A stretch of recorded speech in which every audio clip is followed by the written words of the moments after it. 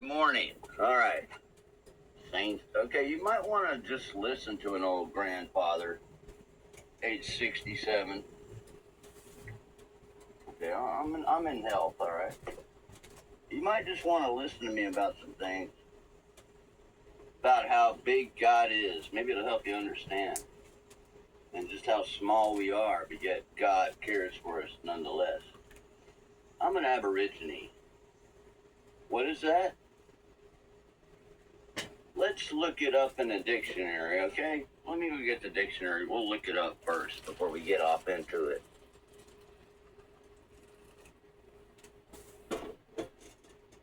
Okay, I found it. It's a pretty basic definition. Probably look it up on the web. Maybe we'll go a little deeper, maybe. Here we go.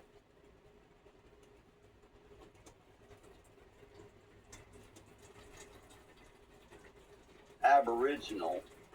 Original. Indigenous. Primitive. Aborigine. A member of the original race of inhabitants of a region. Native. So, the Bible says that trees were here before we were. Trees and plants. God created them first, all right? I'm just throwing that out there. Let me fix this camera. There we go. A little bit better. Okay. Now, God created me. I created everybody, okay? I'm an empath. I've been that way my whole life. I seek to know what it is I'm looking at when I look at the world. And I've always done that. And I've always been perceptive to it. Do you realize how big God is?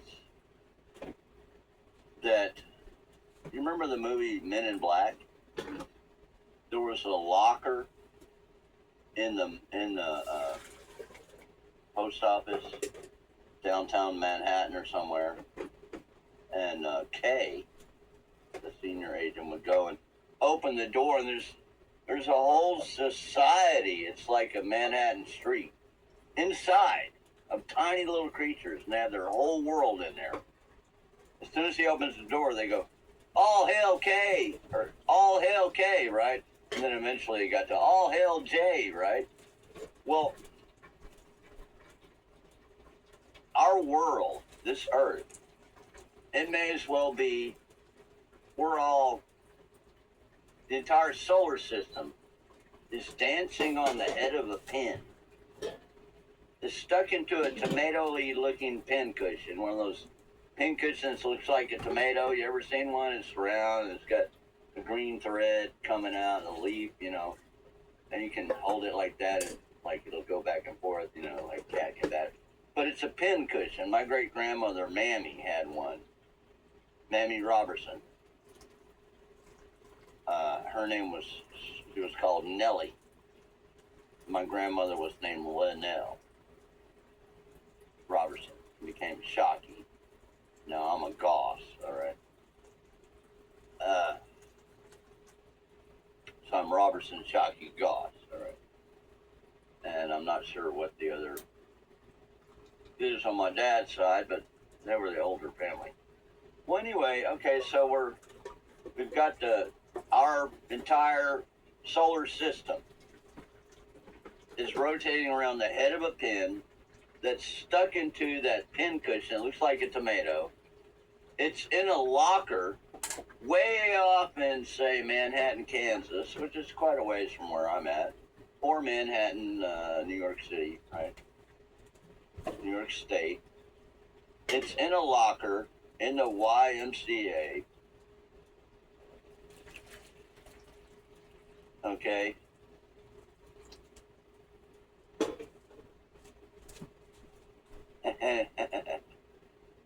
In a solar system that God created, and it's in a box on his desk that looks like this. Okay, see that? Little box of push pins. Okay. In this box is a little container, right? Looks like this. Okay. A little red. There it is. Look, here's another one. Okay, so there's a couple of galaxies right there. See those? Okay, and God has those in a box. Okay. Little box in his pocket. Smaller than a pack of cigarettes, right? He's got that over on a table. Here, let me show you the table.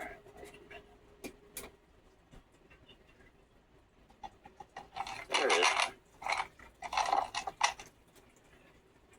And just to show y'all that I'm serious, here's a plumber's wrench. I know how to use it. Yes, I do. Anyway, so there's two galaxies, those little bitty red cube things, right?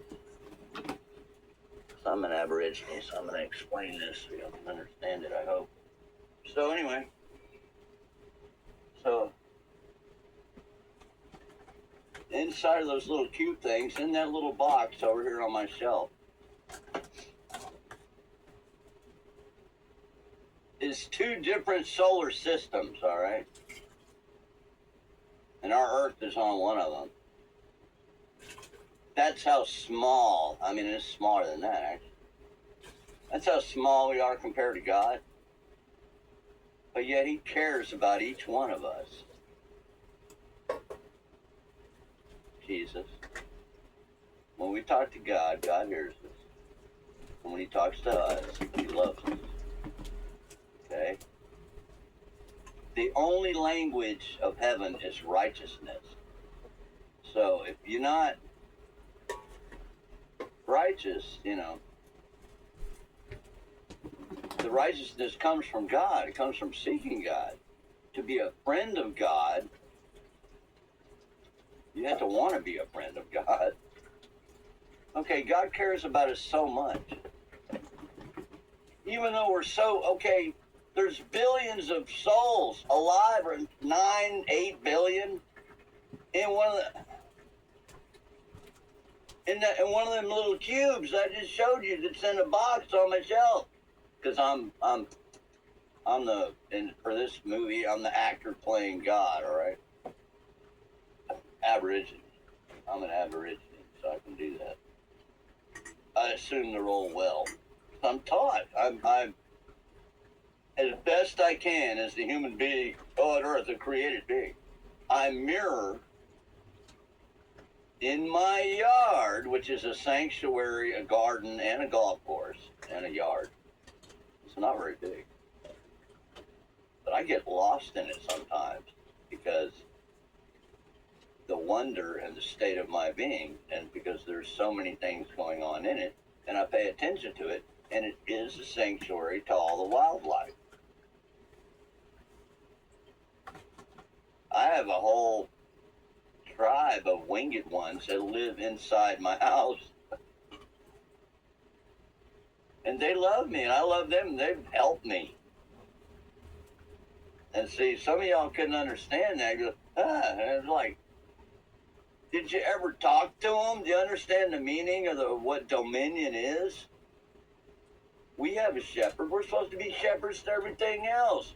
When man exercises dominion with the animal kingdom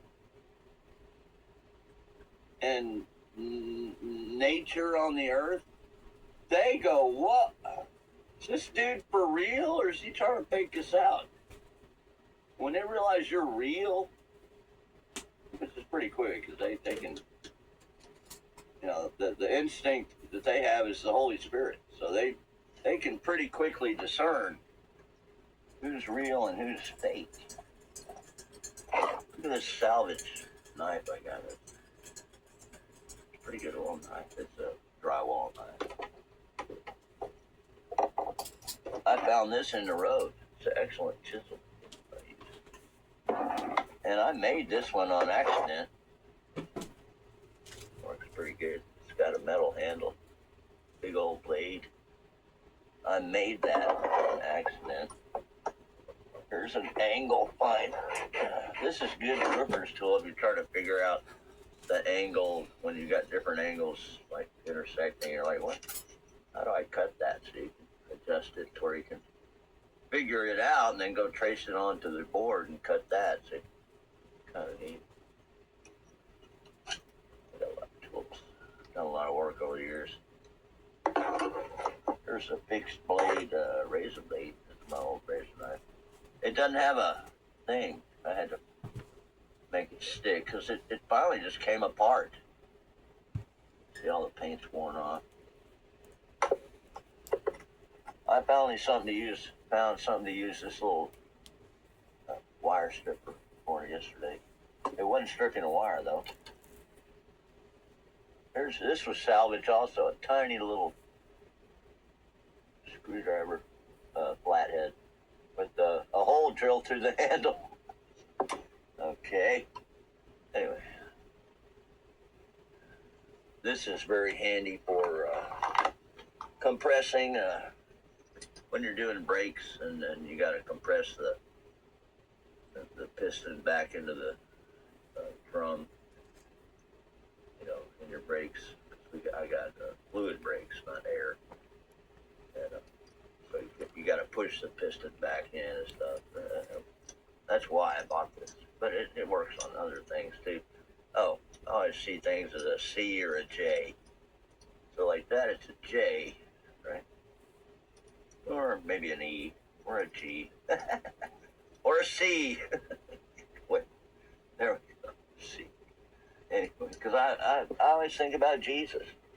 So I'll put things in a way that it's a J or a C to remind me, Jesus Christ, you know, because that's the way I think. Oh, there's another cool little item. It's a miniature tape measure.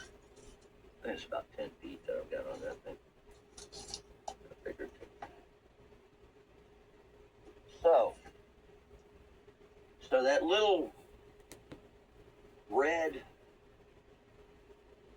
what do they call them? Lego looking deal block. Inside of that is the whole solar system. God is so big. Okay, in my yard, like I said, there's little bitty tiny, there's flying things that come in here and then they go back out. Some of them live in here. I let them. We get along just fine. They respect me. I respect them. You know, it's love. If any critters come in here that don't get along with the collective, they're not welcome, and God doesn't let them stay. His hand is over me. But yet I'm so small. I'm one of the 8 billion souls dancing on the head of a pin in that little bit. On one of these little red things inside of this box of push pins. Remember, I'm one of 8 billion that lives in a locker in Manhattan inside this thing, which contains the entire solar system. Me, I'm playing God, so there's 8 billion people inside of that thing. I know every one of them intimately, and I care about them. Okay? That's how big God is bigger than that even, but that's how big he is, all right? So if you think he can't do things in your life, he knows everything. He created everything. He's bigger than everything. He's outside of time and space. He created time and space. Okay? Now, when I'm out in the yard, the little critters, they know who I am. There's little bitty pill bugs. Some call them roly-polies. I learned it because, see, I'm not God. I am a person. 67 years old. That's why I say I'm like your grandfather. To most of you. I mean, there's some that are I've got some big brothers. Most of them are about 11 years older than me, and some of them are older than that, which is lovely. I'm happy about it. I do not feel 67. I just don't. I mean, I don't know how 67 is supposed to feel.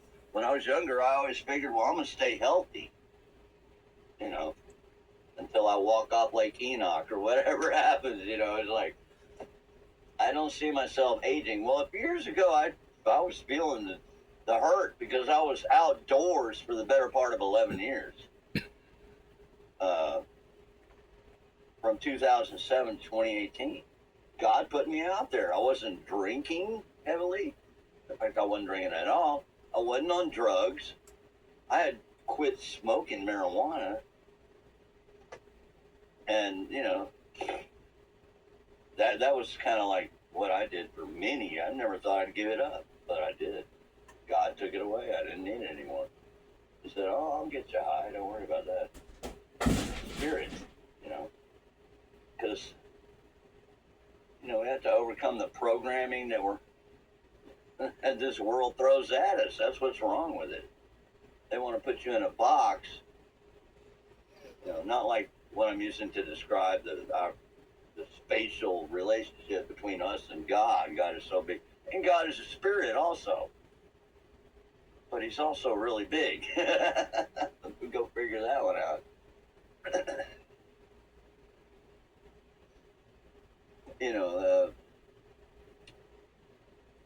The world, the flesh, that's why they call it bondage. It tries to, well, you're this. You got to fit in that. No, I don't have to fit in that box. You ever heard of Hobson's choice? They give you the lesser of two evils. I get the one of those two choices. I'll take option 3. Neither of those. I'm not going to do something I hate to do. So anyway, I was talking about the pill bugs out in the yard. So I studied them. Because I made the golf course, I used the little aluminum cans about yay big around. They're just for bean dip. And so I sunk them in the yard for the plastic golf clubs. There's one of the plastic golf balls, all right? So this doesn't hurt anything. It's just plastic, see? I mean, I don't know. It's maybe a little bit harder than a ping pong ball. And so I have fun doing that. Well, the pill bugs in the summertime, see, it's real shiny, the inside of the bean dip can. They treat those things like it's the mall. They love to go in there and walk around. But then I notice when it fills up with water, a bunch of them can drown in it. I'm like, that's a problem. I'm not trying to create a death trap. And also, when it's too hot, they'll be in there, but then if the sun starts hitting it, a bunch of them fry, and they tend to leave their little ones in there. But I've also seen the pill bugs, like, laying on their back. It looks like they're laughing. They got one of their little ones, and they're cleaning all their legs and stuff. They're like, I mean, they're just having a great old time. I'm like, these are really family-oriented little creatures. And they're also kind of absent-minded. But I love them. And God kind of treats us like that, in that he blesses us. Like when the sun comes out, I noticed the other day at the store, yesterday. I went up there and did more shopping than I intended to, but I needed to get some soil because it's springtime. It's March the 4th. Right now it's about 6:17 a.m. I'm down here in the bottom, like 95% of the contiguous U.S. of A. I'm way down south in Texas. I mean, compared to the mass of the land, states, and blah, blah, blah,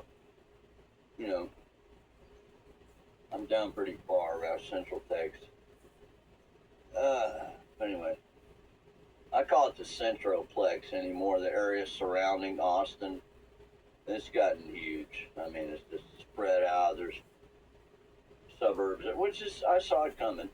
I saw it coming almost 50 years ago, 1978, 79. I'm like, wow, this whole area gonna become like Chicago, just where you can get on a bus and go in one street for 20 miles on the same bus.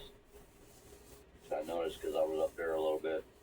But anyway, so things out in the yard, they appreciate me. I kind of like making an environment for them because I've watered. It was nothing but dirt when I started the golf course. And then I did the garden. I tore out all the guy had box gardens, somebody did, and a whole bunch of 12 by 12 aggregate tiles. Nice landscape tile, red. But it got hot.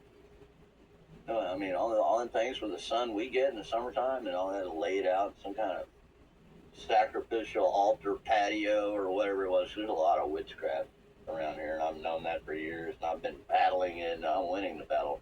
God is winning the battle. Victory through Christ, right?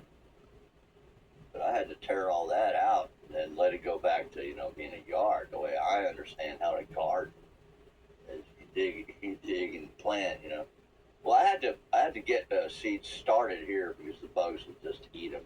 But anyway, yesterday I was at the store, the Walmart, and sun was out, and people were happy, and I'm like, wow, it's great, but it's like, it's nice, but I don't just want to stay up here. I've got things to do. I need to get back to the house. So I did. But it's like, people are so social, and they make such a big deal about the horizontal relationships they have with other people.